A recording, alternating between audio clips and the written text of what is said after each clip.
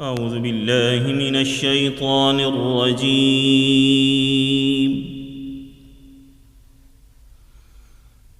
بسم الله الرحمن الرحيم.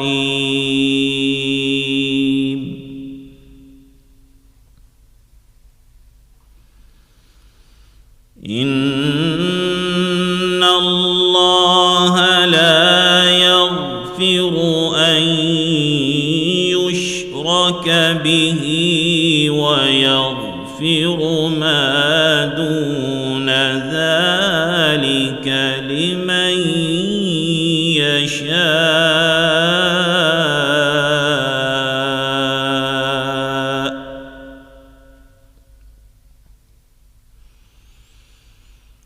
ومن يشرك بالله فقد ضل ضلالا بعيدا.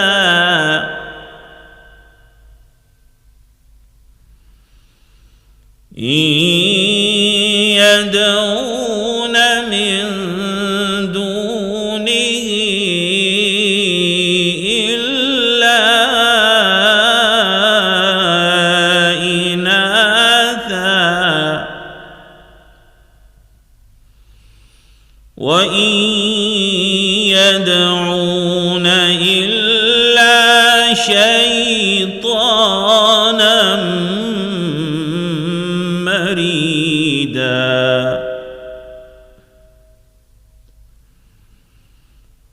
لعنه الله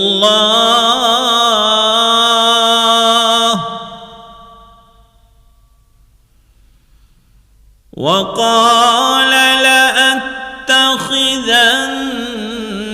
من عبادك نصيبا مفروضا.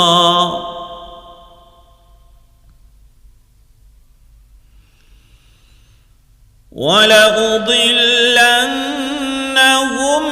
ولأمنينهم ولآمرنهم فليبتكن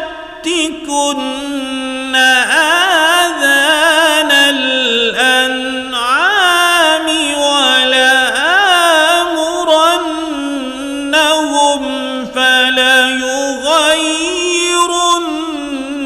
خلق الله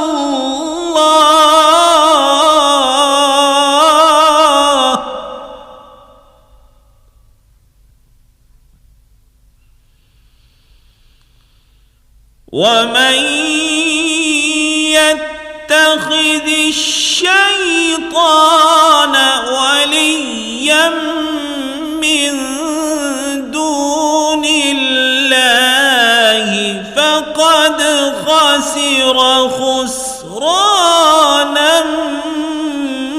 مبينا.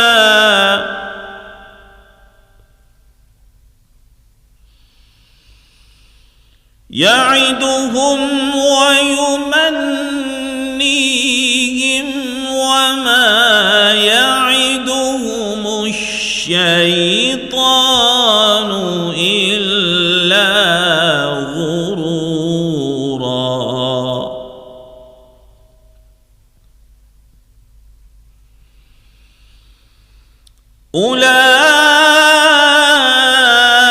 أولئك مأواهم جهنم ولا يجدون عنها محيصا.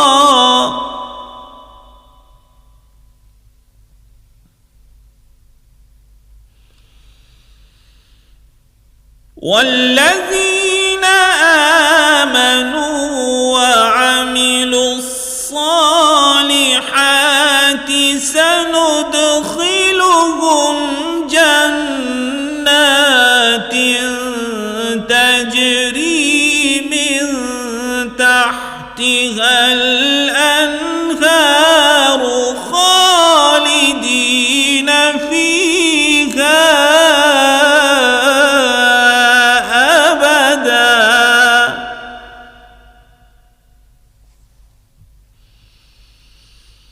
وعد اللہ حقا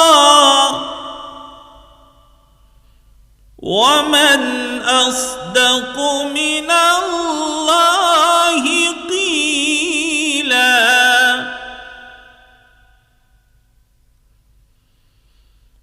لیس بأمانیکم ولا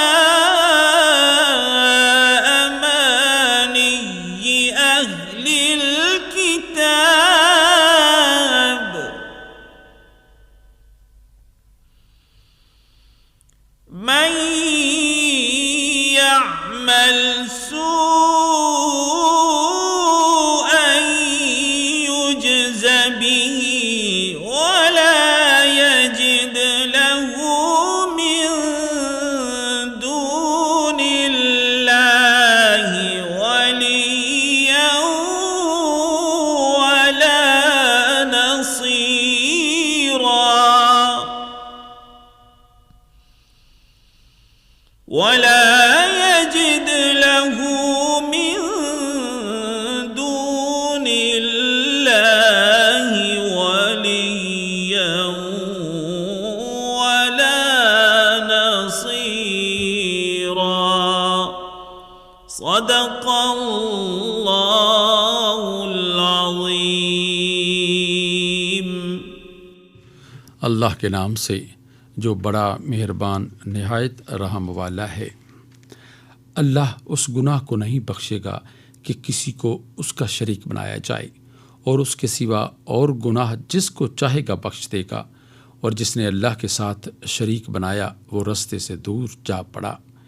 یہ جو اللہ کے سوا جو پرستش کرتے ہیں تو عورتوں ہی کی، اور پکارتے ہیں تو شیطان سرکش ہی کو، جس پر اللہ نے لعنت کی ہے، جو اللہ سے کہنے لگا میں تیرے بندوں سے غیر اللہ کی نظر دلوا کر مال کا ایک مقرر حصہ لے لیا کروں گا، اور ان کو گمراہ کرتا اور امیدیں دلاتا رہوں گا، اور یہ سکھاتا رہوں گا کہ جانوروں کے کان چیرتے رہیں، اور یہ بھی کہتا رہوں گا کہ وہ اللہ کی بنی ہوئی صورتوں کو بدلتے رہیں.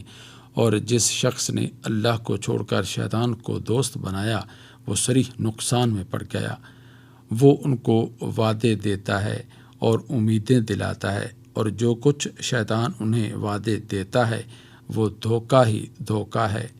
ایسے لوگوں کا ٹھکانہ جہنم ہے، اور وہ وہاں سے خلاصی کی کوئی صورت نہیں پا سکیں گے. اور جو لوگ ایمان لائے اور نیک کام کرتے رہے ان کو ہم بہشتوں میں داخل کریں گے جن کے نیچے نہریں جاری ہیں، ابد الآباد ان میں رہیں گے.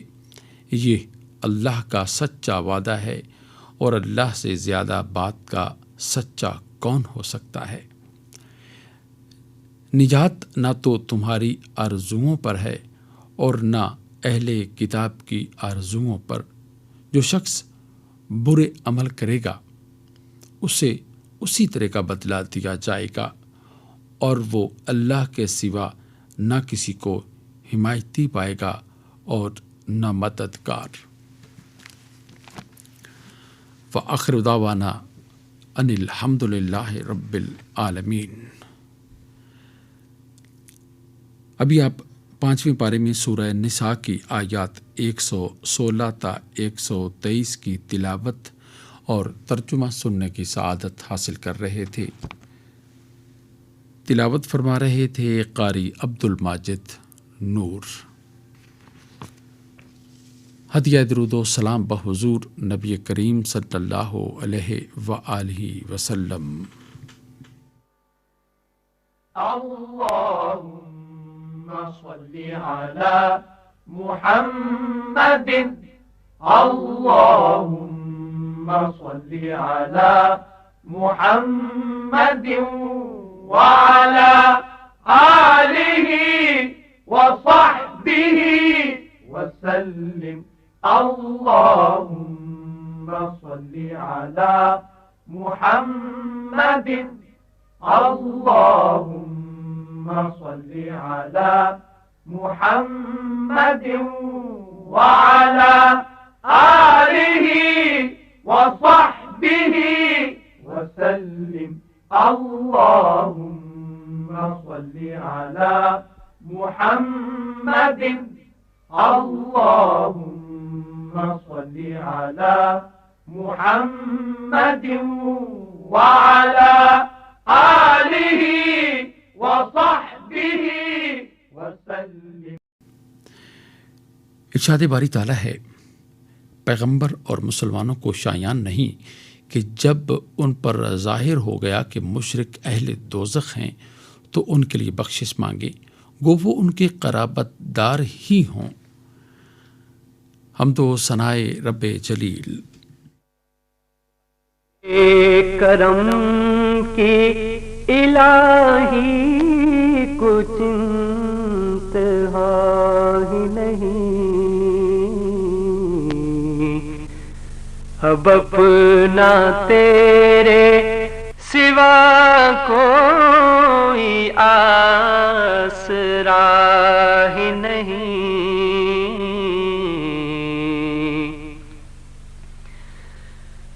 نہ ہو جو جذب کی تاثیر تو صدا ہی نہیں،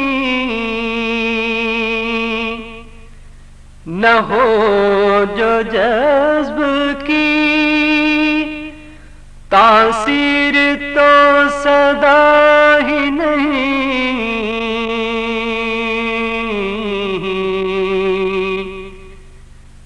دعا جو دل سے نہ نکلے تو پھر دعا ہی نہیں. دعا جو دل سے نہ نکلے تو پھر دعا ہی نہیں.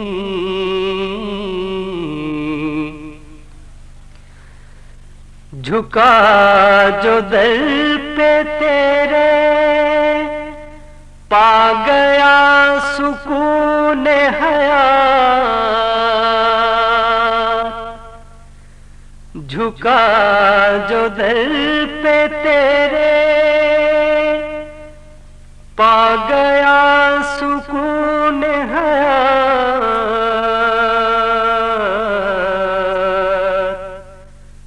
ہٹا جو در سے سکون پھر اسے ملا ہی نہیں.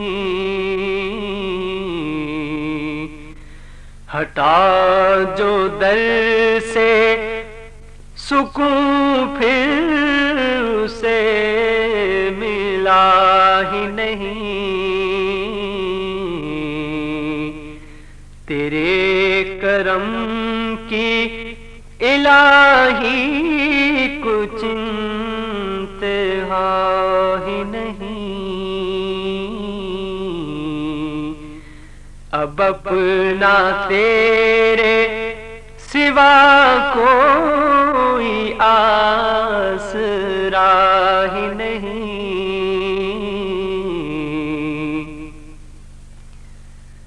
کروں میں جرأت شکوہ مجال کیا میری، کروں میں جرأت شکوہ مجال کیا میری.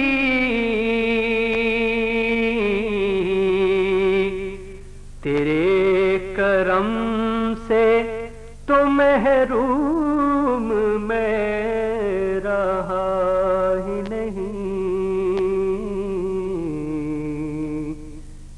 تیرے کرم سے تو محروم میں رہا ہی نہیں. تیرے کرم کی الہی کچھ انتہا ہی نہیں، اب اپنا تیرے سوا کوئی آسرا ہی نہیں.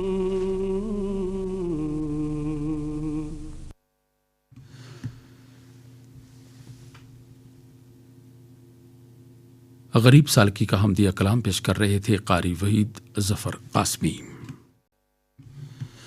آئیے تقاریر کے سلسلے درس حدیث میں ڈاکٹر ذاکر ہاشمی کی گفتگو سنتے ہیں۔ نحمده ونصلي ونسلم على رسوله الكريم وعلى وصحبه اجمعین۔ بسم اللہ الرحمن الرحیم۔ مولاي صل وسلم دائما ابدا على حبیبک خیر الخلق كلهم۔ عن ابی حرة الرقاشی عن عمه رضی اللہ تعالی عنہ ان رسول اللہ صلی اللہ تعالی علیہ وآلہ وسلم قال لا يحل مال امرئ مسلم الا بطیب نفس منه۔ حضرت ابو حرہ رقاشی اپنے چچا سے روایت کرتے ہیں کہ اللہ کے رسول سرور عالم صلی اللہ تعالی علیہ وسلم نے ارشاد فرمایا، سنو، کسی آدمی کا مال دوسرے کے لیے جائز نہیں مگر اس وقت جب کہ وہ اپنی خوشی سے مال دے۔ معزز و محتشم سامعین، اللہ تعالیٰ جل جلالہ نے حضرات انبیاء و مرسلین علیہم الصلاۃ والسلام کے ذریعے اپنے بندوں کے لیے جو احکام بھیجے انہیں شریعت کہتے ہیں۔ شریعت کے ان احکام کا مقصد بندوں کو تکلیف اور مشقت میں مبتلا کرنا نہیں ہے، بلکہ بندوں کے دنیاوی اور اخروی مصالح اور فوائد ہیں، جن پر بنیادی انسانی حقوق ہیں۔ یعنی یہ بنیادی انسانی حقوق ہیں اور شریعت ان حقوق کی حفاظت کے لیے وضع کردہ الوہی قوانین کا نام ہے۔ حفاظت دین، حفاظت جان، حفاظت مال، حفاظت نسل اور حفاظت عقل شرعی قوانین کے نازل کرنے کا بنیادی مقصد ہے۔ شریعت کے احکام ان بنیادی حقوق کی حفاظت کے لیے نازل ہوئے ہیں، لہذا شرعی احکام کو پس پشت ڈالنے سے نہ صرف یہ کہ انسانوں کے دنیاوی اور اخروی مصالح حاصل نہیں ہوں گے اور بنیادی حقوق کی حفاظت نہیں ہوگی، بلکہ اس سے مفاسد بھی پیدا ہوں گے۔ سامعین کرام، مال انسان کی بنیادی ضرورت ہے اور مال کو مال اسی لیے کہتے ہیں کہ مال الیہ النفس، انسان کا دل اس کی طرف بہت مائل ہوتا ہے۔ یہ مال انسان کو بہت پیارا ہوتا ہے، دل میں مال کے حصول کی شدید خواہش ہوتی ہے، اور مال انسانی زندگی کے بقا کا ذریعہ بھی ہے۔ اسی لیے حلال مال کا کمانا سب سے بڑا فرض قرار دیا گیا ہے، لیکن مال کے کمانے اور خرچ کرنے میں مفاسد سے بچانے کے لیے شریعت نے معاشیات کا پورا نظام عطا کیا ہے۔ سامعین، اس حدیث کا تعلق انہی احکام میں سے ایک حکم کے ساتھ ہے کہ سرور عالم صلی اللہ تعالی علیہ وسلم نے ارشاد فرمایا، لا يحل مال امرئ مسلم الا عن طیب نفس منه۔ کہ کوئی شخص کسی کی مرضی اور اجازت اور خوش دلی کے بغیر اس کا مال نہ لے، شریعت نے اسے ظلم قرار دیا۔ لہذا اگر کوئی شخص اپنے مال کا مالک ہے تو دوسرے شخص کے لیے کسی طرح اجازت نہیں ہے کہ اس پر کسی طرح کی بھی دسترازی کرے اور اس کی مرضی، خواہش اور خوش دلی کے بغیر اس کا مال اس سے لے۔ قرآن اس کے لیے سورہ نساء میں ایک جامع میں تصور دیا ہے، یا ایھا الذین آمنوا لا تأکلوا اموالکم بینکم بالباطل۔ اللہ تعالیٰ جل جلالہ نے ارشاد فرمایا کہ کوئی انسان ناجائز طریقے سے اور ناحق طریقے سے دوسرے کا مال نہ کھائے۔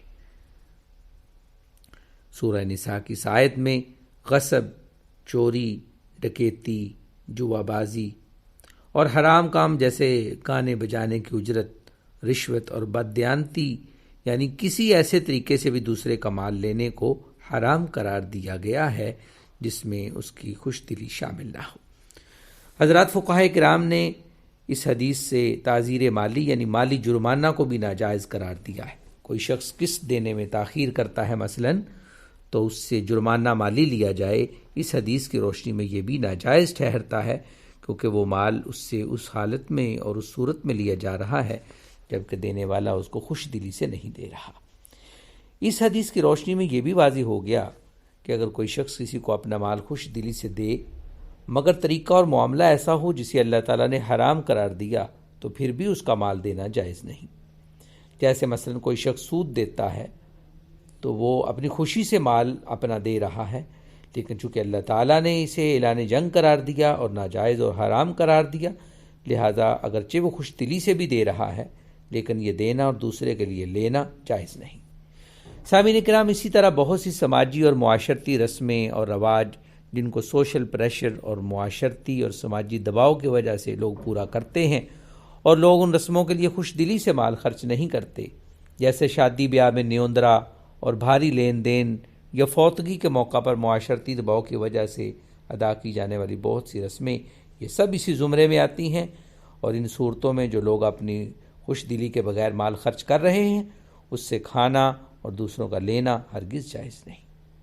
اسلاف بزرگان دین ایسی دعوتوں میں جانے سے پرہیز کرتے جن میں ایسا مال خرچ کیا گیا ہو۔ اسی طرح کسی کو مجبور کر کے اس سے کھانا پینا خواہ مذاق کی صورت میں ہی ہو، یہ بھی اس حدیث کی روشنی میں ناجائز ہے۔ لہٰذا اگر ایسا کیا گیا اور بعد میں ان کو معلوم ہوا تو خرچ کیا ہوا مال جس نے خرچ کیا ہے اسے واپس کیا جائے یا پھر اس کو راضی کیا جائے، یہ ضروری ہے، اور اگر اس کی سبیل نہ ہو تو توبہ استغفار کی جائے۔ سامعین، حدیث پاک میں اذن اور اجازت کے لفظ کی بجائے طیب نفس کا لفظ لا کر یہ بتایا گیا کہ کبھی انسان اپنا مال دینے کی یا دوسرے کے لیے لینے کی اجازت تو دے رہا ہوتا ہے مگر اس کا دل خوش نہیں ہوتا، ایسی صورت میں بھی لینے والے کے لیے اس کا مال لینا حلال نہیں۔ سامعین، آپ نے غور کیا کہ اسلام اور شریعت کس قدر انسانیت کے لیے رحمت ہے اور اس کے مال، جان، عزت، آبرو، عقل، نسل اور اس کے بنیادی حقوق کی حفاظت کرتا ہے۔ خدا کرے ہمیں اس کو سمجھنے کی کامل بصیرت نصیب ہو اور کامل اطاعت کی توفیق اللہ تعالی ہمیں نصیب فرمائے۔ وآخر دعوانا الحمدللہ رب العالمین۔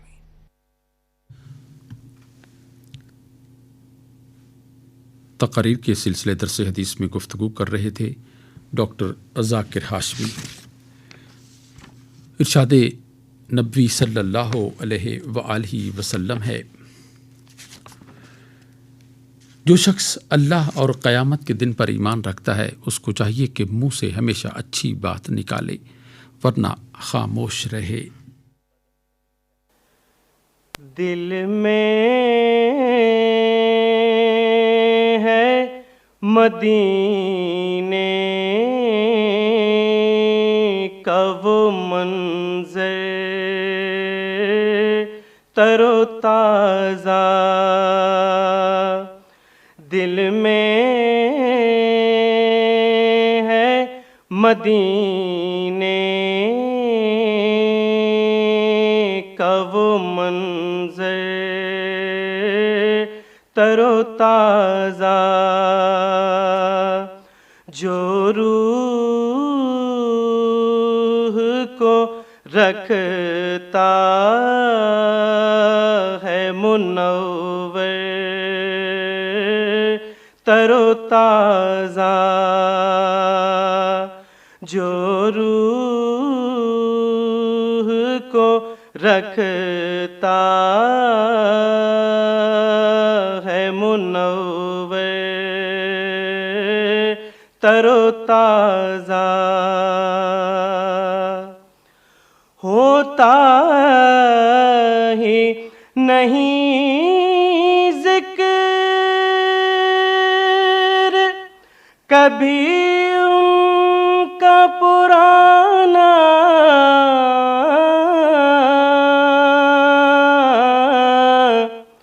ہوتا ہی نہیں ذکر کبھی ان کا پرانا،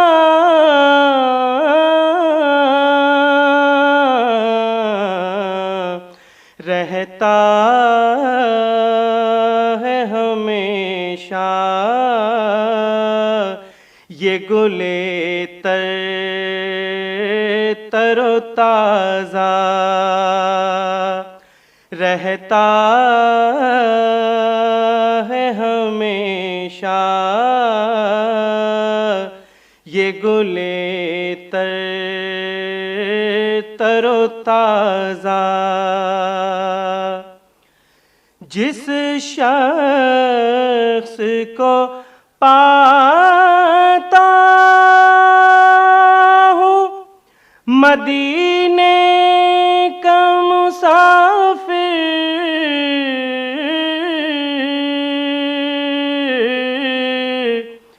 جس شخص کو پاتا ہوں مدینے کا مسافر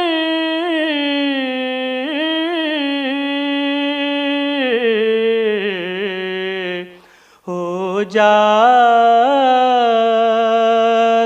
ہوں اس شخص سے مل کر تر و تازہ ہو جاتا ہوں اس شخص سے مل کر تر و تازہ ہر آنکھ کو ہر قلب کو ہر ذہن کو رکھا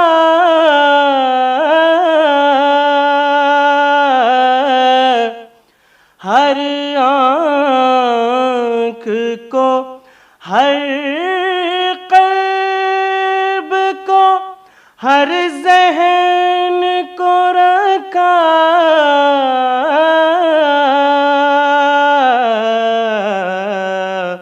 ایک نام نے شاداب معطر تر و تازہ ایک نام نے شاداب معطر تر و تازہ دل میں ہے مدینے کا وہ منظر تر و تازہ جو روح کو رکھتا ہے منور تر و تازہ. بارگاہ نبوی صلی اللہ علیہ وآلہ وسلم میں ہدیہ عقیدت پیش کر رہے تھے محمد وسیم. کلام تھا ڈاکٹر عقیل عباس جعفری کا. آئیے اب اعلیٰ اخلاقی اقدار کے سلسلے روشنی میں پروفیسر محمد اویس سرور کی گفتگو سنتے ہیں.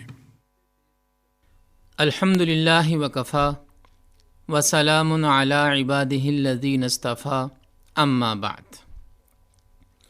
وقت اللہ تعالیٰ کی ایک ایسی عام نعمت ہے جو امیر و غریب، عالم و جاہل اور چھوٹے بڑے سب کو یکساں ملی ہے.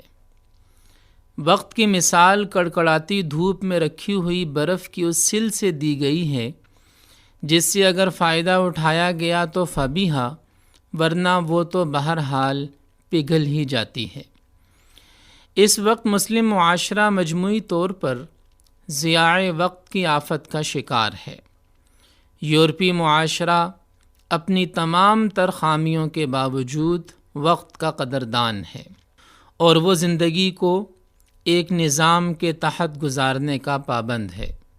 علم و فن اور سائنس و ٹیکنالوجی میں ان کی ترقی کا ایک بڑا سبب یہ بھی ہے. جو قومیں وقت کی قدر کرنا جانتی ہیں وہ صحراؤں کو گلشن میں تبدیل کر سکتی ہیں، وہ فضاؤں پر قبضہ کر سکتی ہیں، وہ عناصر کو مسخر کر سکتی ہیں، وہ پہاڑوں کے جگر پاش کر سکتی ہیں، وہ ستاروں پر کمندے ڈال سکتی ہیں، وہ زمانے کی زمام قیادت سنبھال سکتی ہیں. لیکن جو قومیں وقت کو ضائع کر دیتی ہیں وقت انہیں ضائع کر دیتا ہے. ایسی قومیں غلامی کی زندگی بسر کرنے پر مجبور ہو جاتی ہیں. وہ دین اور دنیا دونوں اعتبار سے خسارے میں رہتی ہیں.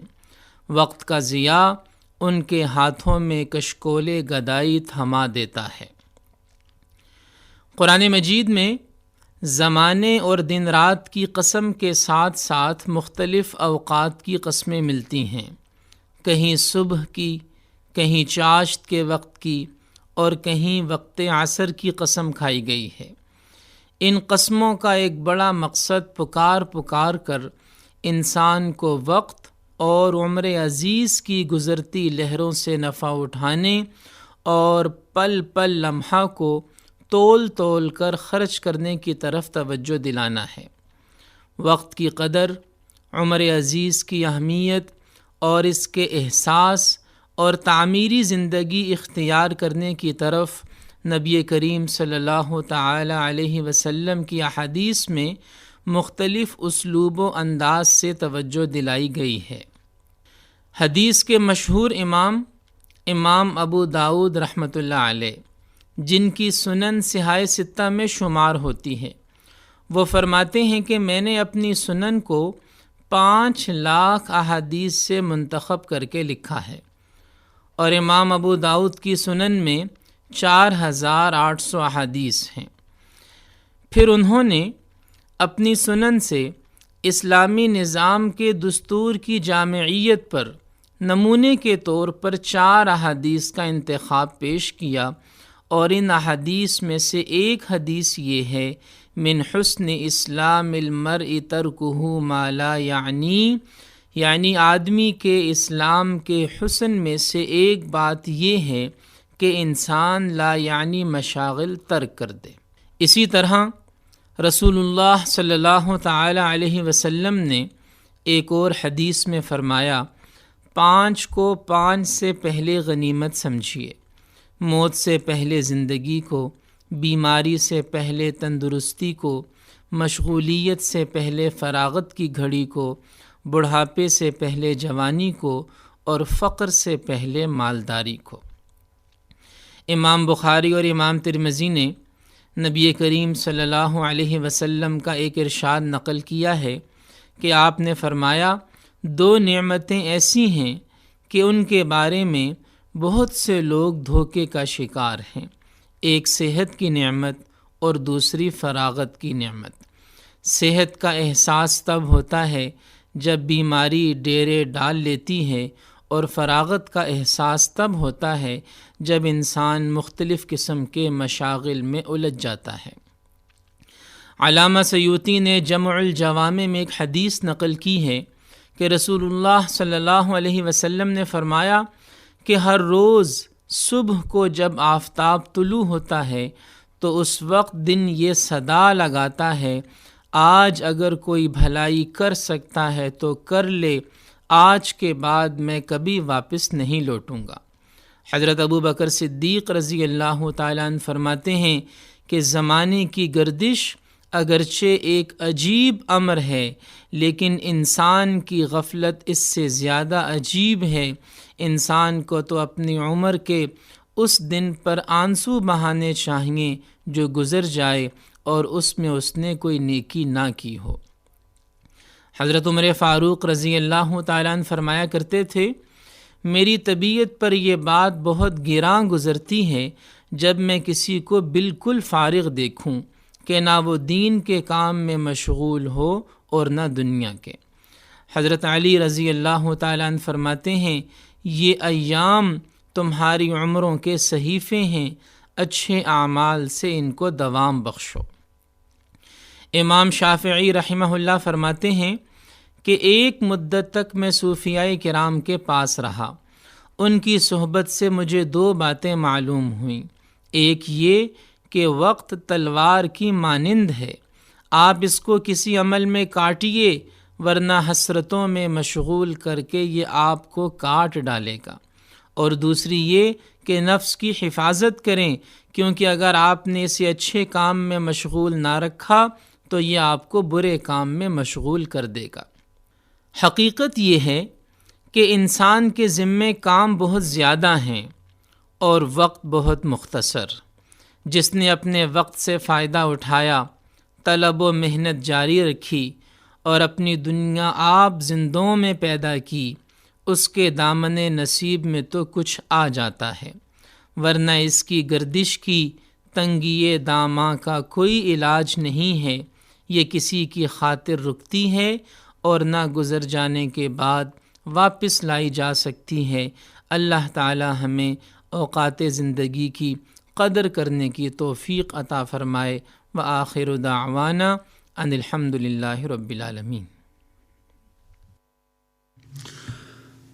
اعلیٰ اخلاقی اقدار کے سلسلے روشنی میں گفتگو کر رہے تھے پروفیسر محمد اویس سرور۔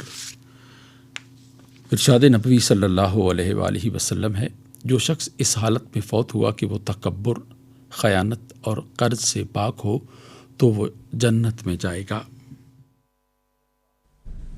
فلک سے آ گئی جنت اتر کر، مدینے کی زمین اللہ اکبر، وہی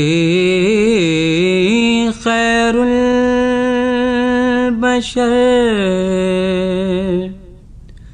ہادی کامل،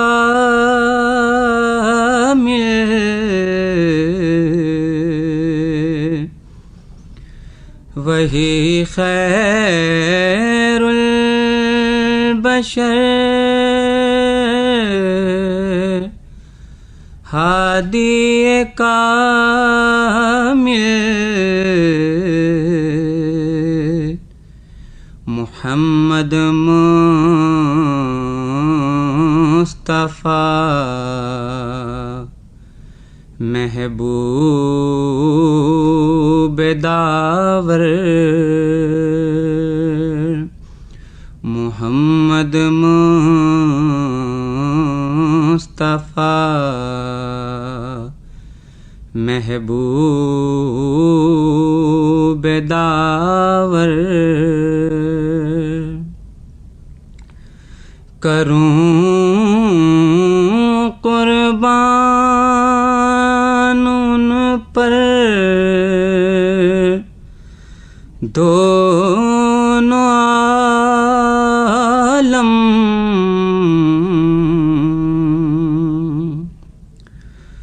کروں قربان ان پر دونوں عالم، میرے آقا میرے سرکار انور، میرے آقا میرے سرکار انور، یہی باقی ہے دل میں ایک حسرت،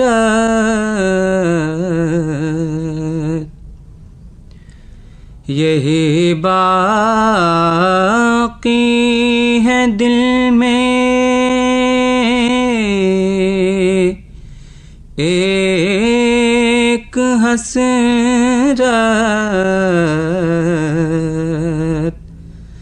رہوں تو اب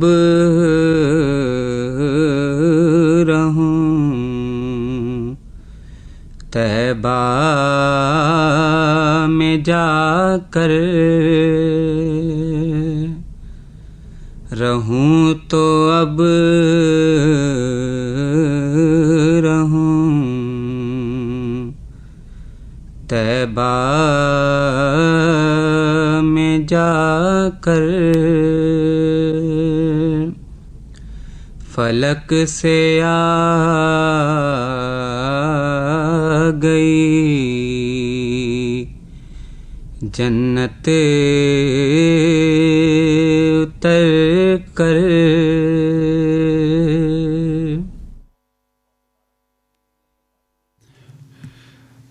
ضیاء احمد ضیاء کا نعتیہ کلام پیش کر رہے تھے محمد اقبال. آپ نے پوچھا ہے، آپ کے دینی اور سماجی مسائل کا حل قرآن و سنت کی روشنی میں پیش کر رہے ہیں ڈاکٹر سہیل حسن. بسم اللہ الرحمن الرحیم، الحمد للہ رب العالمین، والصلاة والسلام علی سید المرسلین وعلی آلہ وصحبہ اجمعین. ہمارے آج کے اس پروگرام میں ہمیں پہلا خط موصول ہوا ہے اوکاڑا سے بہرام خان صاحب کا. یہ کہتے ہیں کہ اللہ تعالیٰ نے رسول اللہ صلی اللہ علیہ وسلم نے صلہ رحمی کی بہت تاکید کی ہے. میرا سوال یہ ہے کہ وہ کون سے رشتہ دار ہیں جن کے ساتھ صلہ رحمی کرنا واجب ہے؟ کیا وہ والد کی طرف سے ہوتے ہیں یا والدہ کی طرف سے یا بیوی کی طرف سے؟ اس کی وضاحت کر دیں. تو جواب میں عرض یہ ہے کہ پہلی بات کہ ایسے رشتہ دار جن کے ساتھ صلہ رحمی کرنا واجب ہے، ان کی حد بندی کے متعلق اہل علم کے 3 اقوال ہیں. پہلا قول تو یہ کہ ایسے رشتے جو محرم ہوں. محرم سے مراد یہ کہ جو ایسے گھرانے ہیں، ایسے خواتین ہیں جن سے نکاح نہیں ہو سکتا ہے. دوسرا قول یہ ہے کہ ایسے رشتے جو وارث بنتے ہوں تاکہ وراثت میں ان کو ملتا ہو. اور تیسرا قول یہ ہے کہ نسب کی وجہ سے بننے والے رشتے چاہے وہ وارث بنے یا نہ بنے لیکن ان کے ساتھ ایک نسبی تعلق ہے. تو علم کے صحیح ترین موقف کے مطابق یہ تیسرا قول جو ہے یہ ہے صحیح، یعنی وہ رشتے جو حقیقی والد یا والدہ کی جانب سے نسب کی وجہ سے بنتے ہیں. رضائی رشتے اس میں شامل نہیں ہیں. جبکہ بیوی کے رشتہ دار شوہر کے ارحام یعنی مذکورہ معنی میں رشتہ دار نہیں کہلاتے، اور ایسے ہی شوہر کے رشتہ دار بیوی کے رشتہ دار نہیں کہلاتے. تو اس کے بارے میں جو بعض علماء نے یہی کہا ہے کہ ارحام وہ رشتہ دار ہوتے ہیں جو والدہ یا والد کی طرف سے نسب کی وجہ سے رشتہ دار بنے. یہی رشتے اللہ تعالیٰ کی سورۃ الانفال اور سورۃ الاحزاب میں حکم کے مقصود ہیں، جس میں فرمایا گیا ہے کہ اولو الارحام بعضهم اولی ببعض فی کتاب اللہ. اللہ تعالیٰ کی کتاب میں رشتہ دار ایک دوسرے کے زیادہ حقدار ہیں. آیت میں مذکورہ رشتہ داروں میں قریب ترین یہ ہیں: باپ، دادا، مائیں، نانیاں، دادیاں، بیٹے، پوتے، نیچے تک. پھر اس کے بعد قریب ترین رشتہ دار مثلا بھائی، ان کی اولادیں، چچا اور پھپھیاں، ان کی اولادیں، ماموں، خالائیں، ان کی اولادیں. تو نبی کریم صلی اللہ علیہ وسلم سے صحیح ثابت ہے کہ جب ان سے کسی سوال کرنے والے نے پوچھا کہ اللہ کے رسول میں کس کے ساتھ حسن سلوک کروں، تو آپ صلی اللہ علیہ وسلم نے فرمایا اپنی والدہ کے ساتھ. اس نے پھر کہا ان کے بعد، تو آپ نے فرمایا اپنی والدہ کے ساتھ. پھر کہا، پھر یہی جواب دیا اپنی والدہ کے ساتھ. اور پھر اس نے پوچھا ان کے بعد، تو آپ نے فرمایا اپنے والد کے ساتھ. اور پھر جو بھی قریب ترین رشتہ دار ہو. جبکہ بیوی کے رشتہ دار اگر شوہر کے رشتہ دار نہیں ہے تو وہ شوہر کے ارحام نہیں ہے، کیونکہ ہاں وہ شوہر کی اولاد کے ارحام ہو سکتے. لہذا میاں بیوی کے رشتہ دار ایک دوسرے کے لیے ارحام نہیں ہے، لیکن پھر بھی ان کے ساتھ حسن سلوک کرنا چاہیے کیونکہ یہ میاں بیوی کے درمیان حسن معاشرت کا سبب بنے گا. اس سے دونوں میں باہمی محبت اور الفت بڑھتی ہے. دوسری بات یہ ہے کہ صلہ رحمی متعدد طریقوں سے ہو سکتی ہے. مثلا ملاقات کے لیے جائیں، ان پر خرچ کریں، ان کے ساتھ حسن سلوک کریں، بیمار رشتہ داروں کی عیادت کریں، نیکی کا حکم دیں، برائی سے روکیں. یہ اس طرح کے دیگر طریقے ہیں. جیسے کہ علامہ نووی فرماتے ہیں کہ صلہ رحمی رشتہ داروں کے ساتھ حسن سلوک کا نام ہے. یہ حسن سلوک دونوں رشتہ داروں کے مابین تعلق کے مطابق مختلف ہو سکتا ہے. چنانچہ کبھی مال کے ذریعے، تو کبھی کسی کام میں معاونت فراہم کر کے، کبھی ملاقات کر کے، تو کبھی سلام کہہ کر. اس کے مزید طریقے بھی ہو سکتے ہیں. اسی طرح بعض علماء کہتے ہیں کہ صلہ رحمی اس طریقے سے ہوگی جو لوگوں کے یہاں متداول اور معروف ہو، کیونکہ کتاب و سنت میں صلہ رحمی کی نوعیت، صنف اور مقدار کا تعین نہیں کیا گیا، بلکہ آپ صلی اللہ علیہ وسلم صلہ رحمی کسی معین کی صد مقید بھی نہیں کیا، بلکہ اسے ویسے ہی مطلقاً چھوڑ دیا ہے. اس لیے کہ صلہ رحمی کے لیے عرف کو دیکھا جائے گا. جو چیز عرف میں صلہ رحمی ہے وہ صلہ رحمی کہلائے گی، جو اس میں قطع رحمی کہا جاتی ہے وہ قطع رحمی کہلائے گی.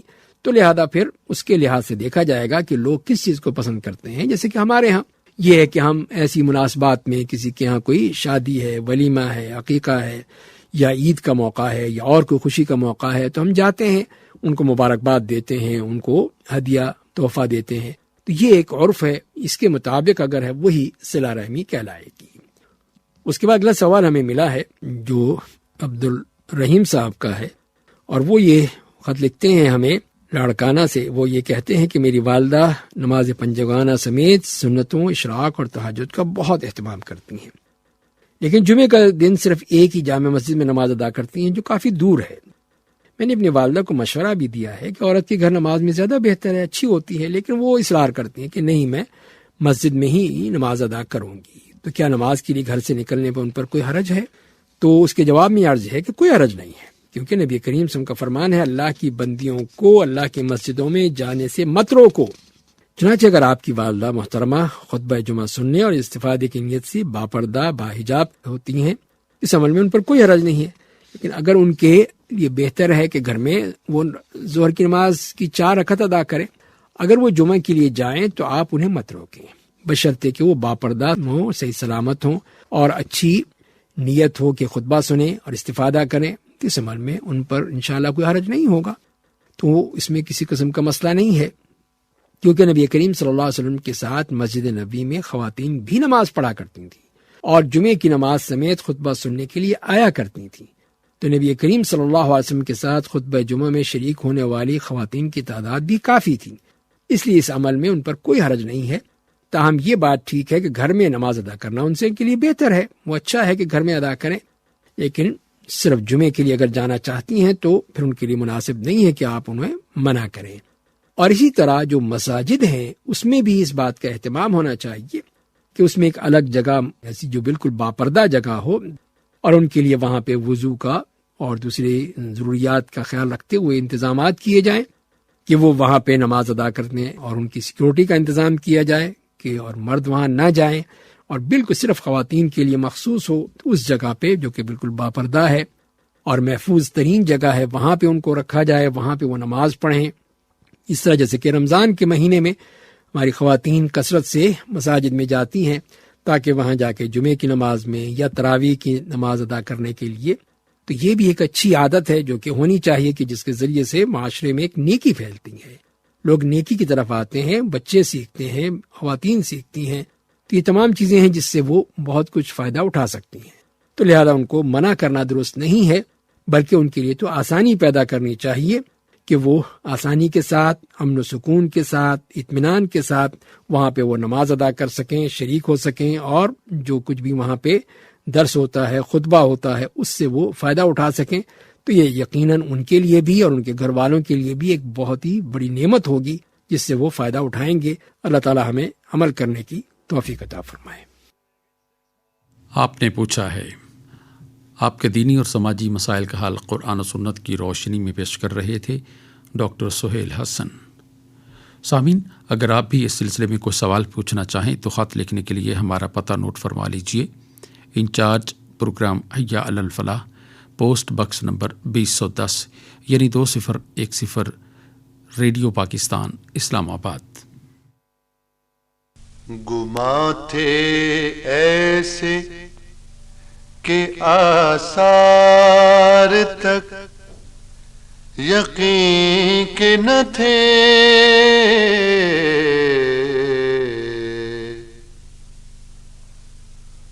گما تھے ایسے کہ آثار تک یقین کے نہ تھے،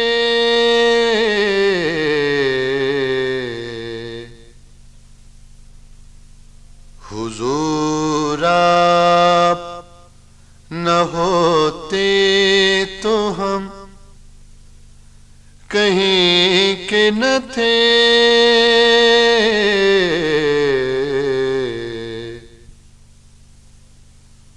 حضور آپ نہ ہوتے تو ہم کہیں کے نہ تھے،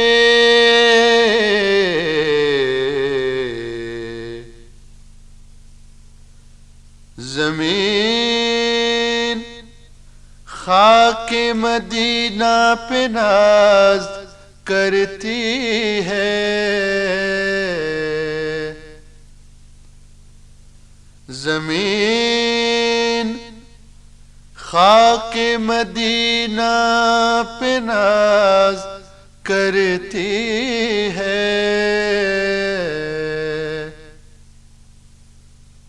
نصیب ایسے کسی اور سرزمین کے نہ تھے،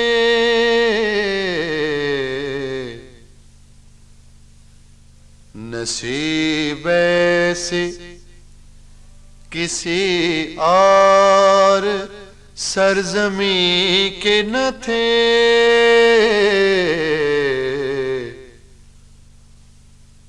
گما تھے ایسے کہ آثار تک یقین کے نہ تھے،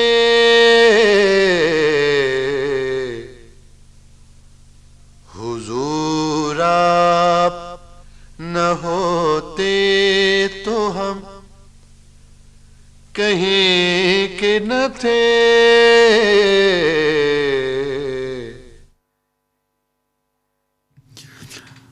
سلامت علی خان نعت رسول مقبول صلی اللہ علیہ وآلہ وسلم پیش کر رہے تھے۔ کلام تھا حنیف اسعدی کا۔ قرآن حکیم اور ہماری زندگی کے سلسلے میں سورہ اعراف کی آیات 205 تا 206 کے مضامین کے حوالے سے گفتگو کر رہے ہیں پروفیسر سعید احمد خان۔ اعوذ باللہ من الشیطان الرجیم، بسم اللہ الرحمن الرحیم۔ واذکر ربک فی نفسک تضرعا وخیفة ودون الجہر من القول بالغدو والآصال ولا تکن من الغافلین۔ ان الذين عند ربك لا يستكبرون عن عبادته ويسبحونه وله يسجدون۔ صدق اللہ العظیم۔ ان آیات کا ترجمہ یہ ہے، اور اپنے رب کا ذکر گڑگڑاتے اور خوف کے ساتھ اپنے دل میں کر، بلندی سے کچھ کم آواز میں صبح و شام، اور غافلوں میں سے نہ ہو۔ بلا شبہ وہ جو تیرے رب کے پاس ہیں وہ اس کی عبادت بجا لانے میں تکبر سے کام نہیں لیتے، وہ اس کی پاکی بیان کرتے رہتے ہیں اور اسی کو سجدے کرتے رہتے ہیں۔ ان سے ماقبل کی آیات میں شیطانی ہتھ کنڈوں سے بچنے اور قرآن کی تلاوت کے وقت کے آداب کا ذکر ہوا۔ اب ان آیات میں یہ تعلیم دی جا رہی ہے کہ اللہ کو دل سے یاد کرو۔ ذکر الہی بندہ مومن کی پہچان اور اس کی روح کی غذا ہے۔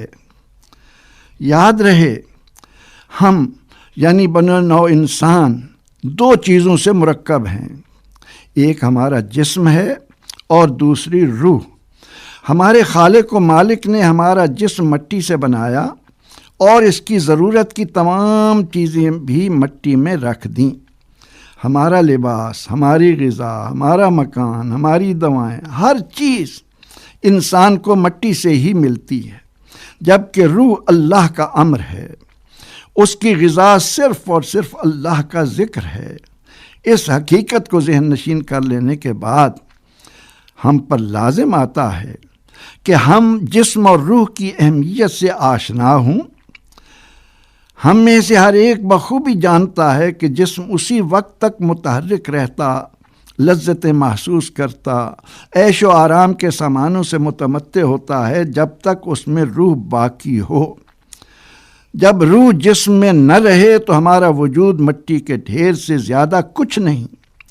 جب روح اتنی اہمیت کی حامل ہے تو ہمیں دیکھنا ہوگا کہ ہمارے شب و روز جسم کی خاطر کس طرح بسر ہو رہے ہیں اور روح کے متعلق ہمارا عمل کیا ہے۔ جس طرح جسم کو خوراک و لباس اور علاج کی ضرورت ہے، اسی طرح روح کو غذا و علاج کی ضرورت ہے۔ روح کی غذا ذکر الہی اور اسے بیماریوں سے بچانے اور تندرست رکھنے کے لیے صحبت صالحین، اور یہ دونوں چیزیں قرآن و سنت میں بڑی شرح و بسط کے ساتھ ذکر کر دی گئی ہیں۔ ان آیات میں بتایا گیا کہ اللہ تعالیٰ کا ذکر دل میں کیا جائے، یا درمیانی اور مناسب آواز میں، حد سے زیادہ بلند آواز میں چیختے ہوئے نہ کیا جائے، نیز یہ کہ ذکر الہی انتہائی عاجزی اور خوف کے ساتھ ہو، اور یہ بھی کہ ذکر صبح و شام کیا جائے۔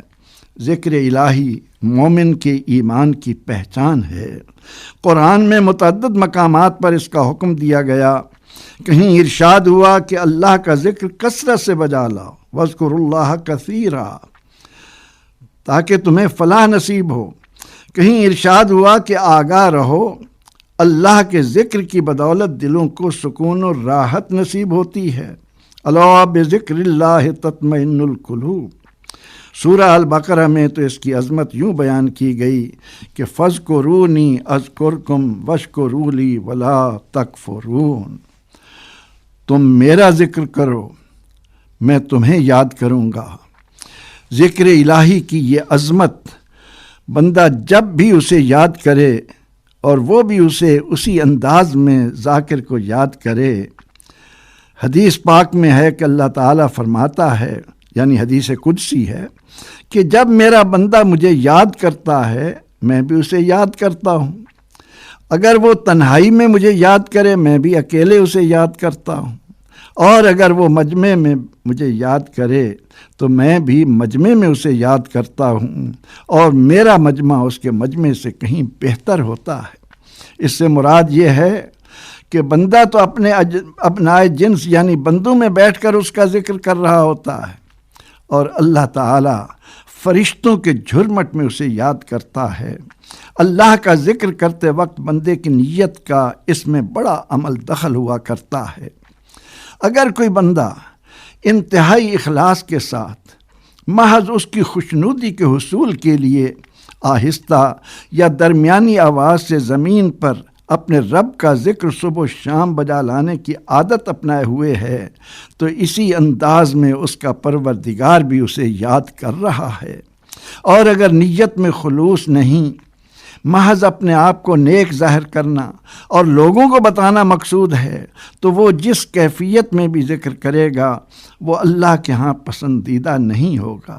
ریا و نمود کی خاطر کی گئی کوئی بھی عبادت بندے کے منہ پر مار دی جاتی ہے، ورنہ اللہ کو اپنے بندوں سے جو پیار ہے اس کی کیفیت تو اسلام ہمیں یوں بتاتا ہے کہ بندہ ایک بار کہتا ہے یا اللہ، اس پر اللہ 10 بار فرماتا ہے لبیک عبدی لبیک عبدی لبیک عبدی، اے بندے میں حاضر۔ بندہ ایک قدم چل کر اس کی جانب جاتا ہے تو وہ 10 قدم چل کر بندے کے قریب ہو جاتا ہے، اور یہ ذکر الہی کی ہی برکتیں ہوتی ہیں جو انسان کو حیات جاویدانی سے ہمکنار کرتی ہیں کہ انسان مر کر بھی نہیں مرتا، اور اس کا ذکر صرف زمین کی مخلوق میں ہی نہیں، آسمانوں کی مخلوق میں بھی اس کا ذکر ہوتا نظر آتا ہے۔ کسی نے کیا خوب کہا، یاد او گرمون سے جانت بود، ہر دو عالم زیر فرمانت بود۔ اگر اللہ کا ذکر تیرا مونس بن جائے، ساتھی بن جائے، تو دونوں جہاں تیرے فرمان کے تابع ہو جائیں۔ صحابہ کرام اور امت کے دیگر صلحاء کے کتنے ہی واقعات اس کا برملا اظہار کرتے نظر آتے ہیں، اور یہ جو فرمایا گیا کہ تیرے رب کے ہاں جو موجود ہیں وہ نہ تو اس کی عبادت بجا لانے میں کسی غفلت کے مرتکب ہوتے ہیں اور نہ ہی اس کی یاد سے، اس سے مراد فرشتے ہیں جو ہر وقت اس کی حمد و ثنا اور انتہائی خشوع و خضوع کے ساتھ سجدہ ریز رہتے ہیں۔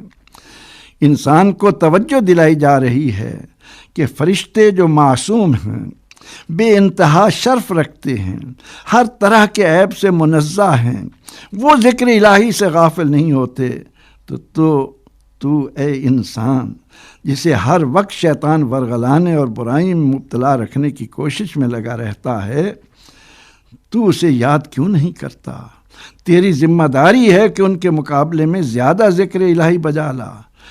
اس آخری آیت مبارکہ کی تلاوت کرنے یا کسی سے سننے پر سجدہ لازم آتا ہے۔ ایک ہی مقام پر موجود ہونے کی صورت میں جتنی بار بھی اسے پڑھیں گے یا سنیں گے تو ایک ہی سجدہ کرنا ہوگا، اور اگر جگہ بدلی گئی اور آیت سجدہ کانوں سے ٹکراتی رہی یا زبان اسے دہراتی رہی تو پھر ہر بار کے لیے سجدہ کرنا ہوگا۔ پروردگار عالمین ہمیں اپنا ذکر بجا لانے اور قرآن حکیم کی عطا کردہ تعلیمات کو دل میں بسا کر ان کے مطابق زندگی بسر کرنے کی توفیق ارزانی فرمائے، آمین۔